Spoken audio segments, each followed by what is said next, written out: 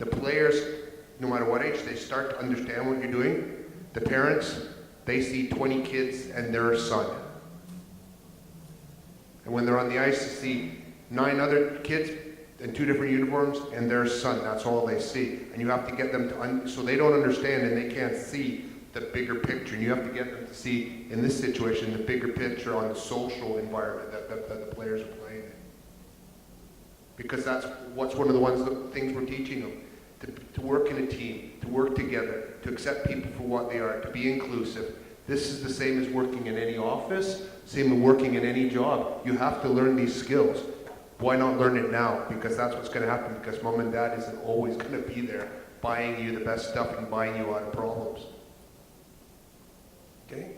Something else to add, it's also about parents. Here in Hungary, I hear this a lot of time that, well, coming out from Finland, they say, well, it's easy for you because you've been talking to parents there, and parents there are much more civilized and they're ready to do things, but it's not possible here in Hungary.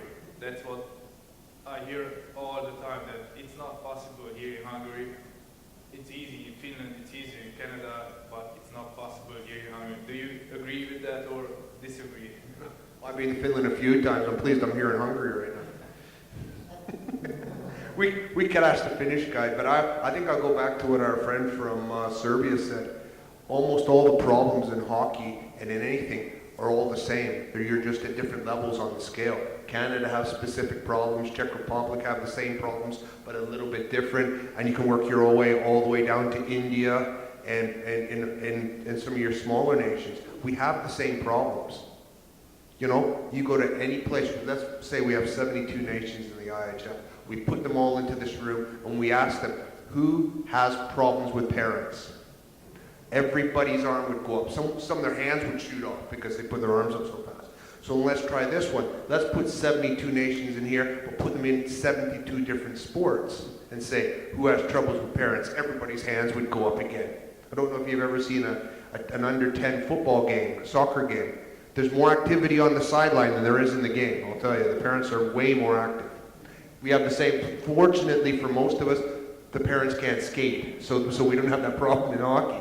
But we have them off the ice, influence. So I'm only using parents as an example. So everybody has the same problems.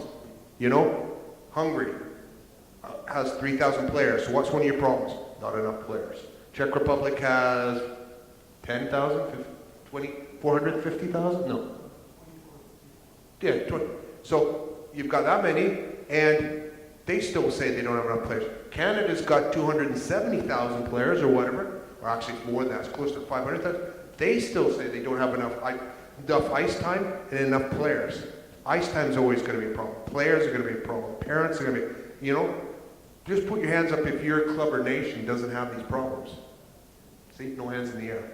So we all have the same problems. Now, if you're in this chain and you find out that you're not in that line, your nation, your team is way over here, then you're doing something wrong. But there's not many nations that are like that. You just discover that what we were doing in Great Britain, Hungary at that point were just a little bit behind us, so they were going to go through it in a little while. Romania were behind that. India were behind that. Bulgaria were in there somewhere. Serbia was in there. But in front of us, we had the Czech Republic, we had France, we had Italy, Czech Republic. So they were going through the same problems. So you learn from the people above and you help the people below. That's why we're in this together. That's why hockey is a pretty close community. But that's it. Is it easier in Finland? No. You know, how much is a beer here? €1, €2? How much is a beer in Finland? 6 if you're lucky. Switzerland, 8. Sweden, 4,940. No wonder they can't get people to their hockey games. You know, we always have these problems. It's not easy in any country. Because you know what our biggest problem, except in Canada and the United States, you know what our biggest problem for hockey is? Football.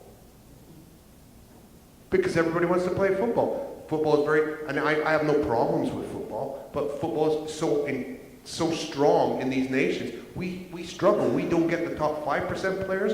We get the middle 20% players, maybe lower than that. As Robert said, we get the guys who drop out the bottom. So we have to work with what we've got. So it's no easier for anybody. Finland's quite lucky in a degree because it's a small nation and hockey's one of the bigger sports. But the United States, hockey's they're our second biggest nation in numbers, and it's about the number 12 sport in the United States. So they have their own problems, which doesn't include that. So look, when you hear arguments like that, have them look at exactly what the situation is. How much is ice time here? How much is ice time in Great Britain? I bet it isn't 250 euros an hour like it is in Britain in some places. So everybody has their own problems. So to look across the border or across a load of countries, I don't think it's not a valid answer. It's not a valid statement. I really like that question back there about the multicultural and the different socioeconomic stratus. I just go back to when I got two kids who played, and they played professionally actually. But when they were little guys, we were living in a small town, about 3,000 people in Canada, which is just prairie town, and maybe 350 kids in the hockey program. We saw this family who had three little boys, and the father was, let's say, not a very good person, and let's say the mother was not a very good person. So we decided we would round up some equipment and from our friends and get these little boys in hockey, and we convinced the minor hockey program to just let them play free. It's a small town. That you can do that. And I had the one guy on my team, Jimmy. And I think every game, every practice, every day, all year, I wondered what the hell I did it. Because he was a hard little guy to handle, you know. But at the end of the year, and when he could actually sit, we did a lot of work with the family because it just wasn't a good situation. And at the end of the year, Jim could actually sit with all the teammates, and he wasn't pouring Coke on them, and he wasn't beating somebody up, and he wasn't stealing their hot dogs, and I think we felt pretty good about that. They didn't play very long. They played 2 or 3 years, and then I don't really know what happened, but your point is a very good one. It's not an easy one, but if you're taking care of it somehow, you're a great guy. Okay, any other questions? Oh, wait, now it's kicking off. All right, I'll say I'll definitely come from the smallest country around here. We have about 350 players total. I come from Bosnia, so be surprised. We have a problem with recruiting. We have a gap from our kids from 12 to 20 years old. We have one team, which are aging from 12 to 20, and we have 13 players total in that team, and most of them are in between 12 to 14 and 18 to 19. So we're trying to recruit players over there, but it's also difficult because a lot of the older guys don't want to play with the older guys that are really good, and also a lot of the younger guys don't like the older guys because it's a big gap. And also we have a lack of ice time to get just one group at a time. So I wonder if you maybe have any advice. It's not far away.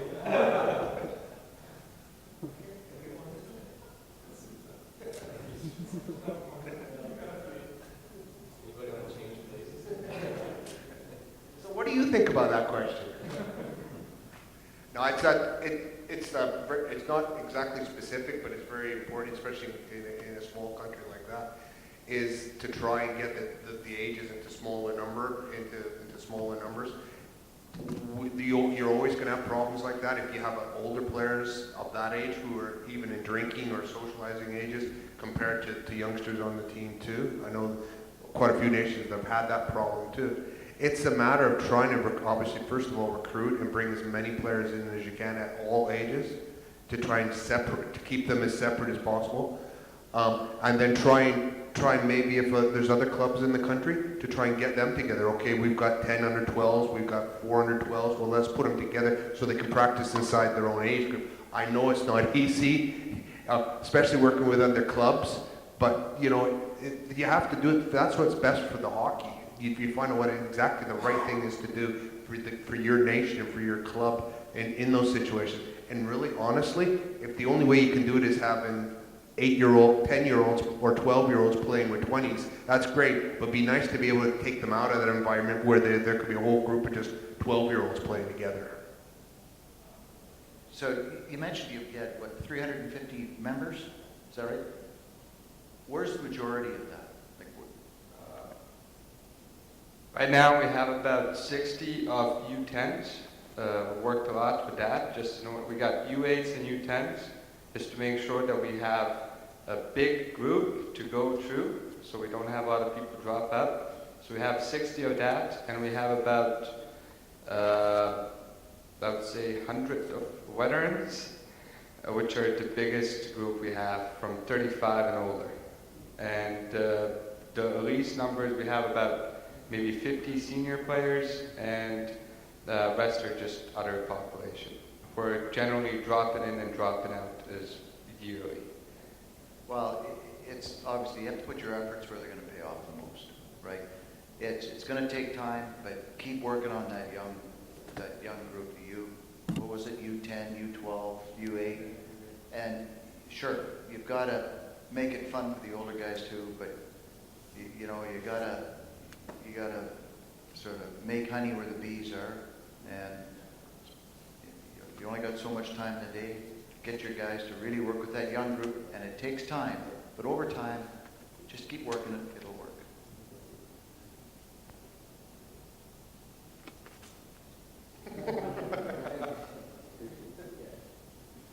Okay, any other questions? I wanted to ask some sport thing. What's your personal opinion? From which age should players play on whole ice, and not because many countries don't have it clear, and everybody says different opinions. So, what's your opinion? From which age? 10-year-old, 8, 12?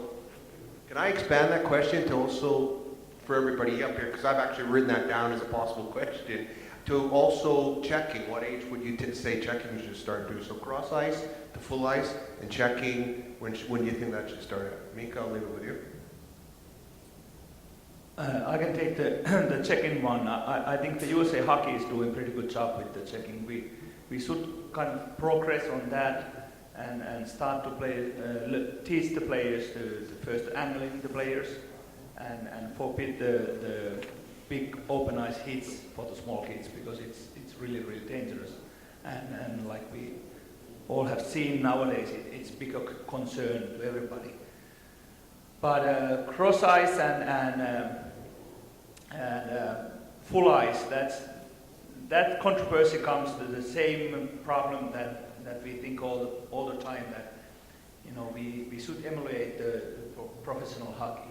So it's not good to play cross ice because it's not enough room to skate and so on. As long as the players are under 10, they don't seem to have the physical capacity to produce the lactic acid. So they quit when they're tired.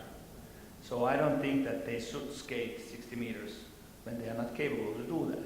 So around 10 years old is something that you should start looking for the bigger ice sheet. Yeah, it's. I totally agree. It's just on the. I just think the more times a young player can touch the puck, the better. So you start taking a look at sort of figuring that out. Lots of touches, lots of time on the ice. That's where sort of I take a look at it where I come from. If it's 10 years old, it probably is a good time. The checking side, it's always one of those things coming from Canada. It's ingrained in young players' heads that, like, we play a hard brand of hockey over there, and it's ingrained in their heads that if you want to make it to the big time, you have to play hard hockey. It's a real tough situation, because a lot of those young players that they go through, they don't know anything else, and what they're doing is they're making bad decisions on the ice, and they're putting other players in dangerous situations, And right now, all I know in Canada, they're trying to put education into the system to do away with all that stuff, because it's no good for anybody. And we're certainly not there yet. We're well on our way. I think you'll see changes coming through the system. I know where I come from, there's thousands of kids come through the system. They've developed two systems now. One is completely non-body contact. They don't call it non-checking. It's non-body contact, and the other one is contact. So they get the kids a choice, and that goes right through from U8. It doesn't stop at U14. It keeps on going all the way through to U20. So that keeps the kids playing the game. So, different system. Yeah, just something really quick on the small ice situations. You know, my experience, and you can tell me if I'm wrong here, but my experience, I haven't been a youth trainer for quite some years, but I did it for about, 10 or 12 years, I guess, working with youth. Questions like this, for me, always came from people who really didn't know much about the game. The question of what age, whether kids aren't getting, if they're just playing cross ice, they're not learning how to break out, and they're not learning the power play, and you hear all that stuff, but you know where it comes from most of the time? It's from parents who think, Jesus, my kid's gonna get to the NHL, they gotta start playing like the big boys. Well, if they can't pass, they can't skate, and they can't shoot, it doesn't do them a hell of a lot of good to skate up and down the ice. That's my opinion. Now, I can't say what it's like right now. Rob's got more experience in Canada now than I have, but certainly that would be my consensus. And a lot of the issues that we always had with youth development in whatever sport I was coaching at the time came from people who didn't know much about it. And so you, as hockey people, have to really put your foot down. You're supposed to know what you're talking about, so don't get pushed around by those. Be proactive. Don't get pushed around by those people who may not really know what they're talking about. It's a little good story. They had a discussion with one team, with the parents, the same kind of discussion, and the coach took a parent, and he said, you have to look at it from the point of, like the children's eyes. So they went on the same level as the young kids are on the ice. And I tried also. It's a fucking long distance to the ice. if you really like... You are on the internet. Sorry. The mans are here. No, but it's so long distance to skate. And if the kids, they see a way out and they can't make it. And another thing is that we did the researches for how long the kids are touching the puck in the cross ice and the big game, and it also a huge difference. They don't touch the puck because they just a little bit touch it and skate after that. And question from the body contact and body checking is that we have to really strictly follow the rules. I saw last year we had a scandal by a game. Actually, it was a Sparta, and we played a local team, and there was like 10 hits. I would say Eiserman would call it as a dangerous hit, and they will maybe send the players to the dressing room. But you know what was the worst situation? The parents, they were happy. They were yelling, hit him, kill him, go there. And they are those ones. They're really pushing the kids to play that. They don't see how dangerous is it. So we should really strictly explain them. Okay, body checking. When they go the same direction, you can touch him, but not against. Yeah, I agree with the education. Something Mika brought up that backs up what Peter said is if you go onto their ADM website, they have gone really deeply into teaching kids right from the age of 8 and 9 body contact into a situation of body checking. Because if you think, it's very much like us giving kids a driver's license. They hit 16 or 17, but the only difference is we don't give them any lessons. We just give them the keys and say, "Where you go." Checking's the same. You can't check, you can't check. Okay, tomorrow, Robert, you can rip his head off. We don't give them any experience or any knowledge on how to do it correctly. We don't give the players anything on how to teach each other to be able to take the check. So whatever age it is, doesn't matter. I think around 14 myself, 13, 14, but that's my opinion. What we need to do is make sure they're prepared and ready to play and do that. As for cross ice, and going back to what both Bob and Peter said, there has been a study done that for a child of 10 years old playing in a full ice rink is the same as an adult playing on a football field. Size and that. That's an awful long way. I won't use exactly the same terminology, but I agree totally. Yeah, a long way. You know, most people understand that cross-ice hockey is the right thing to do at that young age. It's great to do at pro level too, because those guys, they don't want to be skating all the way up and down the ice at the end of a practice.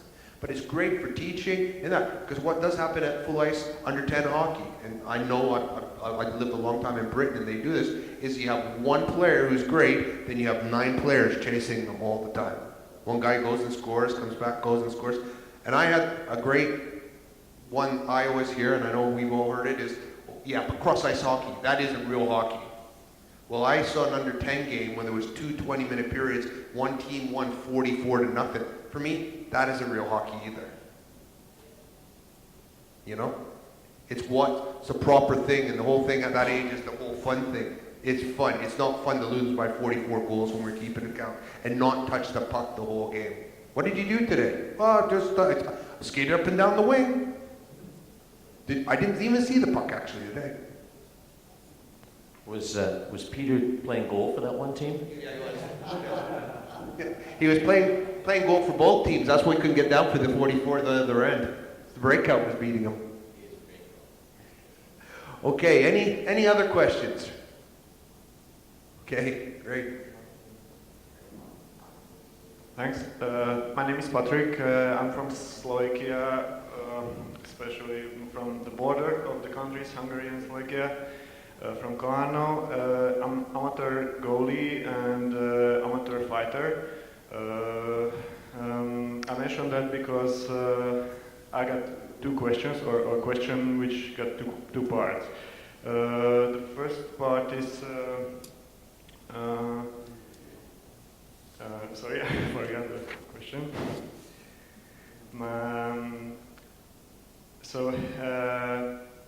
We always talk about, or every seminary or everybody's talking about U10s, 12s, U16s. Now I'm from the family which is working family, not a sports.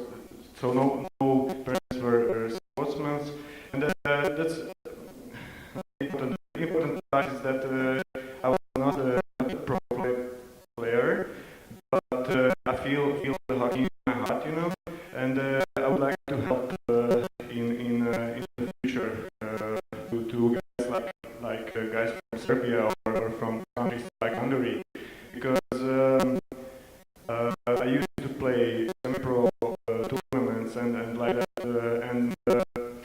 What's your advice? The first question is, what's your advice to me or to guys like me? Because I know a lot of guys in my area that they're good players for the area, or not as good as the other Slovakian players, but as good as American players, for example. And they also would like to help the guys in the future. What's your advice for us, the guys like us, to where to study or which way to go as a 28 years old person, you know? You said you're a goalie and a fighter? I really like goalies. I just want to take back what I said earlier about hating goalies. Okay.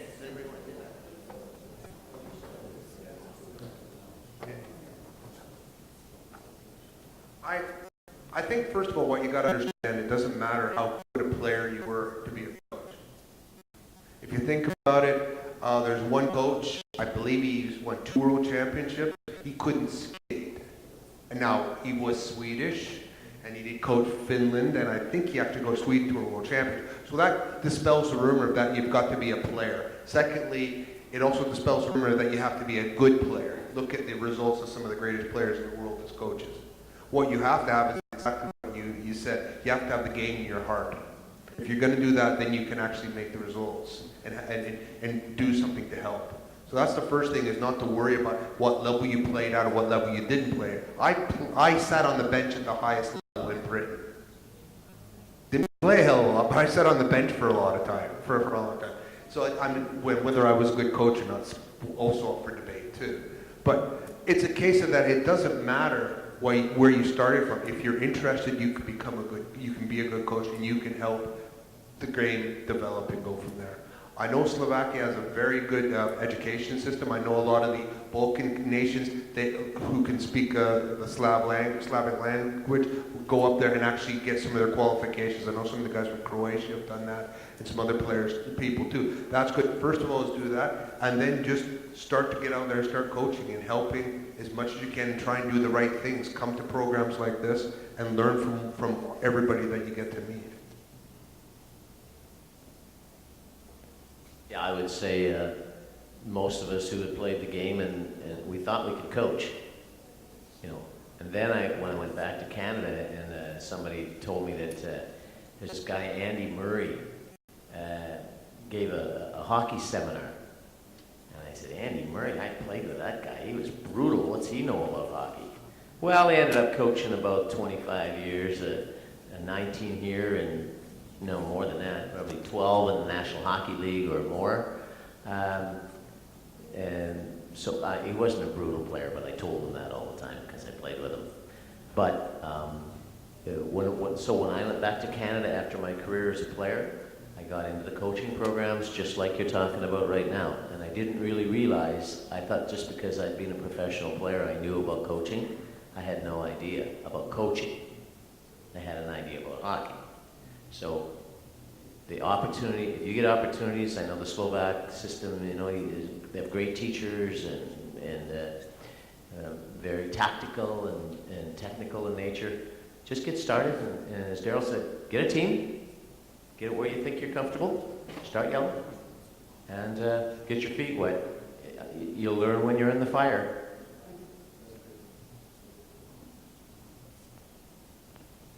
Yeah, it's just wanted to reiterate something that Daryl said. You take a look at some of the better coaches up there, and it's easiest to take a look at the NHL because it's right up there. But the really good players in the game rarely make really good coaches because it's too easy for them when they're playing. They just go in the corner, it works. They shoot the puck, it works. They don't know how, it just works. They don't think about it, it just happens. So when it comes to teaching the game, who would make a better teacher? Someone that just, I don't know how it works. Or someone that had to work in the game, a third or fourth liner who's a plumber out there, who's really, really, really had to work hard his whole career just to stay in the team. Now he turns into a coach. Who would know more about the base level to make it or not, right? It's that plumber that really had to work. And they make